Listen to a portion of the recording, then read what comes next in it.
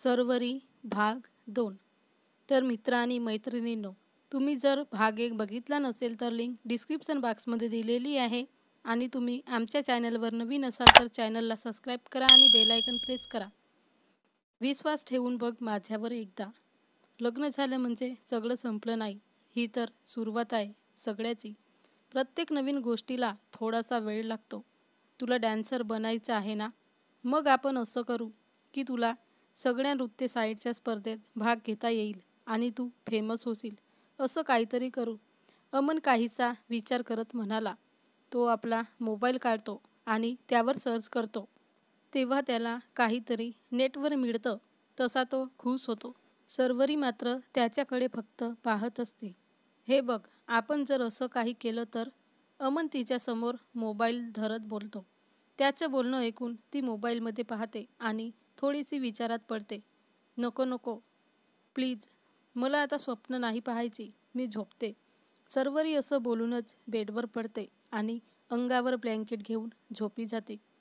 सर्वरी, तू नाही बोलली तरीही मला माहीत आहे हे तुला करायचं आहे, पण सध्या दडपणाखाली असतेस त्यामुळे नको म्हणत आहेस. मी तुला सर्वांतून बाहेर काढेन आणि या घरात तुला चांगल्या प्रकारे लोक सांभाळून घेतील याची खात्री मात्र मी तुला नक्कीच देऊ शकतो. अमन तिला बेडवर पडलेलं पाहून म्हणाला.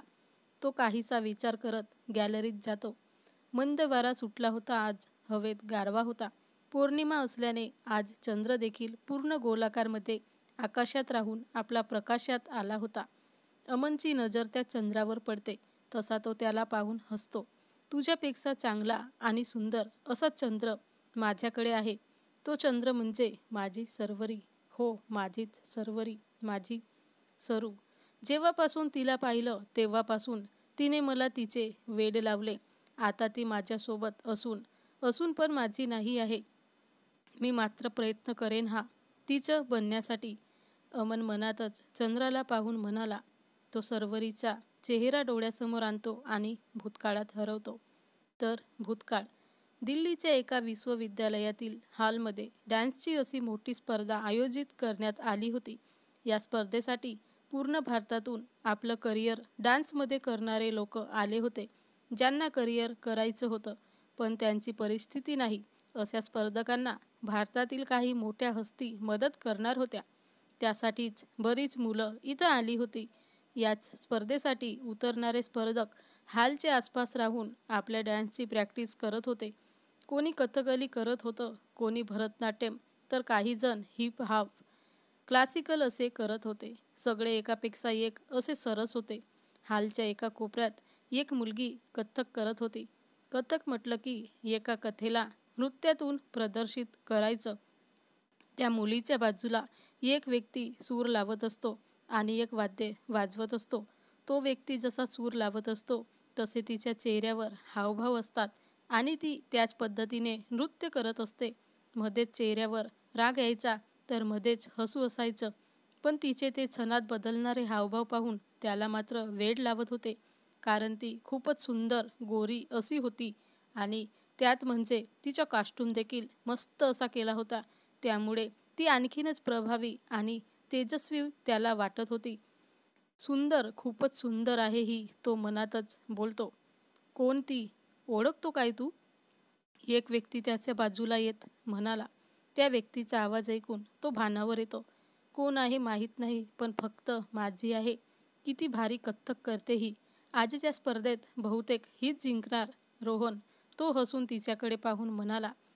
काटेकी टक्कर हे बास. या स्पर्धेत कोण जिंकेल सांगता येत नाही. आपण आपलं काम करू, रोहन म्हणाला. हो, आपण आपलं करू. तो असं बोलून स्वतःचा मोबाईल हातात घेतो आणि त्यात तिचा फोटो कैद करून तिथून निघून जातो.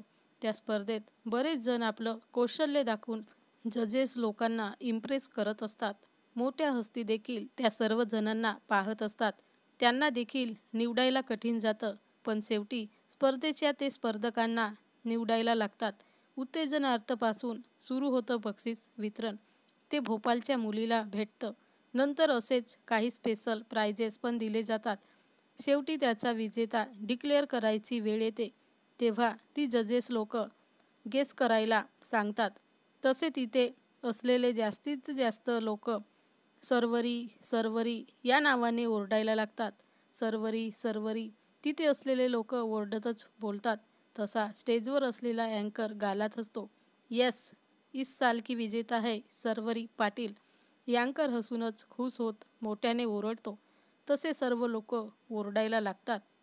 ते नाव ऐकून एक मुलगी स्टेजच्या मागून येऊन स्टेजच्या पायरीवर येऊन खाली झुकून स्टेजला नमस्कार करून स्टेजवर आनंदातच येते आणि तिला आलेलं पाहून इकडे एका ठिकाणी बसलेल्या माणसाची नजर आपोआप तिच्यावर खिळते.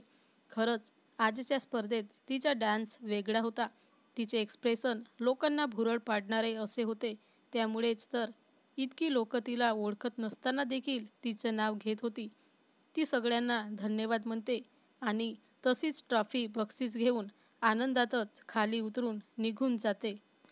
सर्वरी, मला या मुलीची माहिती हवी आहे रोहन. ती व्यक्ती बोलते. अमन, तिची का माहिती हवी आहे तुला? ती तर एक डान्सर आहे आणि अशा मुलींचा काय भरोसा नसतो. आपल्या स्वप्नासाठी, कामं मिळवण्यासाठी या माणसांच्या बाजूला झोपायला पण तयार होतात. रोहन काहीसा सर्वरीकडे पाहून म्हणाला. पण त्याचं ते बोलणं ऐकून अमनला मात्र राग आला. रोहन, एखाद्याबद्दल माहिती नाही तर बोलू नये. तू माहिती मिळवून आण. माझी होणारी बायको हीच असेल.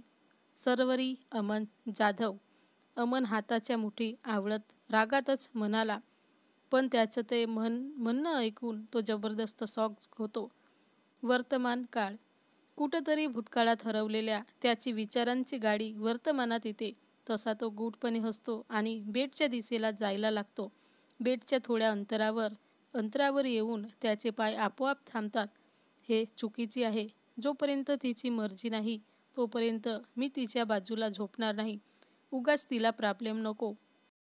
ज्यावेळी खरोखर तिला माझ्याबद्दल काही वाटेल तेव्हाच मी हे नातं पुढे नेईन. पण तोपर्यंत सर्वरीला तिच्या स्वप्नांच्या दिशेला न्यायला हवं. अमन, तिचा गैरसमज दूर करायला हवा. लग्न झाल्यावर काही संपत नाही. उलट एक नवीन नातं, नवीन स्वप्न, नवीन लोक या सगळ्याची सुरुवात होत असते. तुला अधिकार आहे स्वप्न पाहण्याचा आणि मला तो पूर्ण करण्याचा. एक दिवस तू मोठी डान्सर होशील. तुझी ही कला पण चर्चेत येईल आणि तुझे घरचे, ज्यांनी तुझी किंमत नाही ती लोक देखील तुझं कौतुक करतील. I promise. सर्वरी, तू माझं पहिलं आणि लास्टवालं प्रेम आहे. आयुष्यात मी घरातल्यांना काही मागितलं नव्हतं, पण तुला मागितले तेव्हा मात्र त्यांनी मला नकार दिला नाही. तुझ्यासाठी हा अमन जाधव सगळं कुर्बान करू शकतो एवढी धमक ठेवतो मी. तुला हे नक्कीच एक दिवस कळेल. अमन तिच्या निरागस चेहऱ्याकडे पाहून मनातच बोलतो. तो सर्वरी जवळ जाऊन तिच्या बाजूची आपली ब्लँकेट आणि उशी घेऊन सोफ्यावर झोपायला निघून जातो. सोफा त्याच्या उंचीपेक्षा लहान होता तरीही तो कसा तरी आखडून तिला पाहतच विचार करतच तिथेच झोपी जातो. सर्वरी आपली बेडवर शांत अशी झोपून राहते. आजच्या घटनेने ती भरपूरच घाबरली होती. त्यात पुरुष लोक चांगले नसतात त्यांच्याबद्दलच एक वेगळंच मत तिने बनवलं होतं. आज अमन जरीही तिच्यासोबत चांगला बोलत असला तरीही तिचं मन मानून घेत नव्हतं. पुरुष लोक वाईट असतात हेच तिने मनाला बजावलं असल्याने अमनच्या बोलण्यावर तिला विश्वास वाटत नव्हता. पण तो मात्र अगदी तिच्यासाठी स्वतःला बदलत होता.